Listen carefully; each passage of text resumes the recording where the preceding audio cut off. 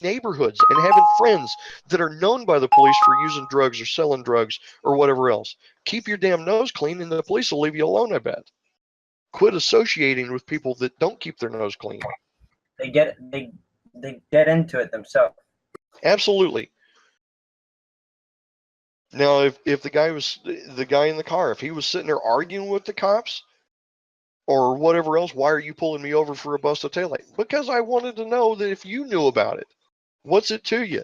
It's against the law. I'm telling you about it. And then the guy gets all animated. Did that happen? I don't know. Probably not. But there's a scenario.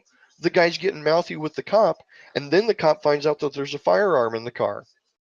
Okay, you know what? You need to sit there with your hands on the steering wheel until I can get some other people down here. We're going to take care of this and do it as quick and easy as possible on everybody. And the guy says, well, I'm just going to show you that, no, you're not going to show me anything. I told you to sit there quietly and just put your hands on the wheel. Put your hands, shut the car off, whatever. And then the guy still goes for his wallet. Do I know he's going for his wallet, or could he be going for that gun? True, bro. So there's 100,000 scenarios that could be going on. We don't know, so don't draw a conclusion until you know. Can I go? Yeah, go ahead. I'm off my soapbox now. Anyway, I hate it how the media, not the media, well, Black Lives Matter, every time a black guy gets killed for doing something illegal, everyone's like, oh, he shouldn't have been killed. Police are bad. They want to kill all of us. But it's been proven that white people kill their own race more than police officers kill their own race more than they kill the other. Here's the thing. As a police officer, I was taught that all life is sacred. All life. Animals, people, everything. Nobody needs to lose their life over a mistake. Nobody, under any circumstances. All right. So when somebody loses their life, to me, it's wrong. Okay? And this is my personal opinion. When somebody loses their life, that means something happened and you can never take it back. You cannot rewind time. Mm-hmm. What could have been done different to keep somebody from losing their life? And what we need to do is take those lessons and adjust our thinking. Okay? Do you think anybody should die? No. Absolutely not. No. I mean, I've made mistakes. Hell, I've been ejected from a car in an accident. That's crazy. And I kind of learned. You know what? I missed it that time. That could have just been as easily I couldn't be here right now. I'll be right back. So you do everything you can to learn from your mistakes, and nobody should lose their life over a mistake. And like I said, absolutely not. That's why when they hit the deck, they go to full power in case they go over the edge. That's I don't have a problem with people protesting. That's their right. Go right ahead. But the moment that it gets violent, it's not a peaceful protest anymore. It's a riot. Well, here's my thing. Okay, if you want to protest, that's fine. Stay out of traffic. Don't go block off a highway. When your protest starts infringing on other people's rights to move about freely, it's wrong and it needs to be stopped. Here, a town over, or a town over from me last night, there was protests, and a guy got mad and drove through the crowd. And I mean, that's still wrong. They in Memphis, I watched it on the news earlier today. In Memphis, a group of people wanted to protest. Fine, that is absolutely your right. However, they got out and blocked off an entire major interstate in the United States, as well as on ramps and off ramps, That's disruptive. And in case you don't realize, there's a reason why the interstate system is called the General Eisenhower interstate system. It's for our government services, our military, our police departments, fire departments, EMS, and everybody to be able to get around as quickly as they can to respond to incidents that might happen in national defense. Amen. So stay off the damn highway. I actually have a friend of mine that's a truck driver, and they said I may go to jail for it, but as soon as somebody tries to block off the highway, they're interfering with my paycheck. I'm getting through there. Oh yeah, dude. Like dude, my defense is honestly, and I would commend anybody who did this. If I saw a bunch of people crossing the highway trying to close the highway off, dude, I'm not stopping. I'm not stopping because I don't know what these people want. I don't know what their mindset is. I could fear for my life. And I would preach that at court. I would preach that to the judge. I'd be like, I don't know these people.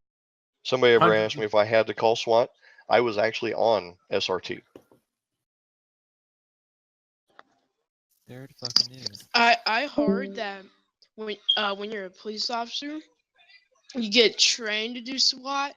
If SWAT can't show it right now, you can go to the back trunk. Well, you get taught how to clear buildings and keep situations from escalating until more heavily armed and specially trained officers. Now, will an officer go through a class like I did called Tactical Explosive Entry? No. That's not a regular road patrol guy knowledge. But because I was on SRT, I got to go to that class. I got to learn how to blow up doors. That was fun. I can tell you right now, it sounds fun. Well, and you learn how to do it the right way. I mean, it was actually taught by the FBI, and you get taught how to open the door for sure and do as little structural damage to a building as you can at the same time.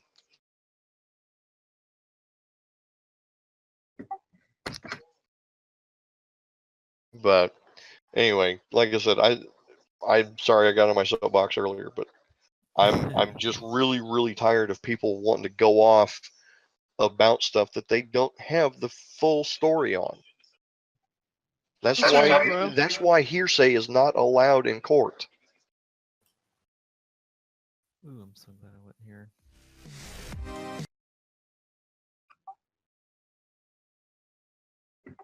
Are we having a moment of silence? I'm just eating, that's why. Yes, Hey we're all guys, beautiful Star Wolf people. back with another tutorial on how to capture audio But I'm not and gonna voice lie. gameplay on What was the worst call that you got? And that is all kinds of audio. Coming in through the I've microphone. never rated them by the audio worst. I coming have in some through that TeamSpeak kind or of make your Skype hair or stand on Rumble or end. wherever. So you can Case capture, in point example. guild members The first speaking domestic or, I ever got called to, conversation and you in get trained general. how to do domestics and Audio what they're coming supposed in to from do the and game itself, everything the else. program. And so that's the issue I a got lot called of to a people domestic. have, I actually is went, capturing did all everything that by the stuff book like I was in one supposed big to. package, About and then also 3-4 blocks away, I turn my lights off and I pull up. I park a couple houses down and just observe for a second, waiting for my backup. And while I'm sitting there waiting, this woman came up to the driver's door of my car and started beating on the window and cussing. And basically stuff like, oh, that son of a bitch hit me. He needs to go to jail. If you don't get him, I'm going to fucking kill him, that kind of thing.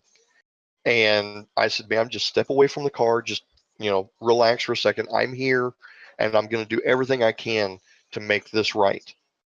And as I stepped out of my car, because she backed up, she turned.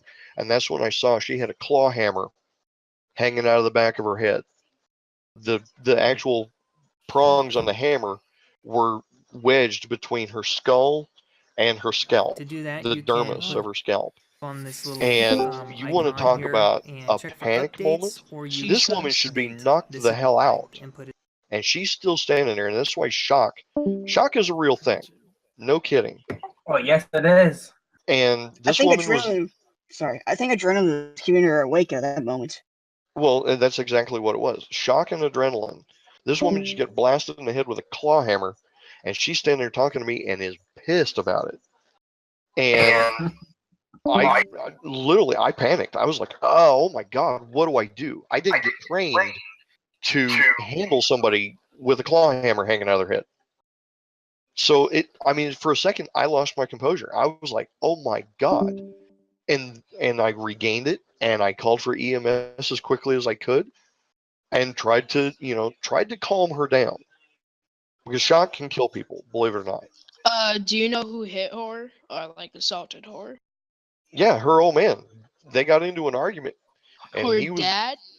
her dad, or not her dad, Dang, but her that's husband. messed up. Oh, husband. Her alright. husband. It doesn't matter who did it. They were wrong in doing it. But he was in the middle of doing something. She pushed him or something like that, and he turned around and swung, and pow. You should never lay your hands on a woman. Follow the golden rule you learned in kindergarten. Keep your damn hands to yourself. What their gender is. You shouldn't touch anyone. You know, if it comes down to putting your hands on somebody, getting in a physical altercation with them, you know what else there is to do? Remove yourself from the situation. Just, buddy, you're not worth my time. I'm leaving. You know, if you're that wound up over it, it's not that big of a deal to me. And turn around and walk off. Hey guys, hope you really liked that video. And if you did, please like, comment, share, and subscribe. You should also check out our Twitter, Facebook, and Tumblr. See you again soon!